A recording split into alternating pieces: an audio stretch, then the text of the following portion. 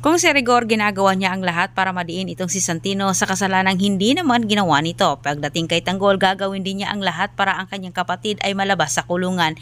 Hindi pa nga napatunayan sa korte na si Santino nga ang tsumugi kay Coach, dinidiinan ni Rigor itong si Santino. Nasasaktan ng sobra itong si Santino, sa sarili umano niyang tatay ay hindi umano siya pinakikinggan.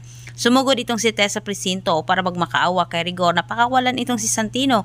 Ngunit paliwanag naman ni Rigor, hindi umano manggagaling sa kanya ang pasya.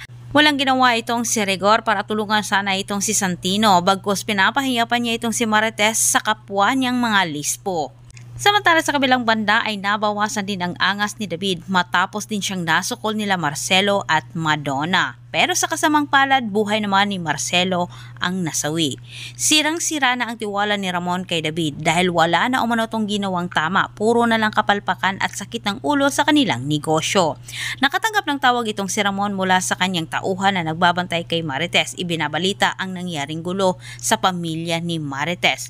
Pinapatulungan ngayon ni Ramon itong si Marites para makalaya itong si Santino at pinakilos naman ni Ramon ang kaibigan niyang General.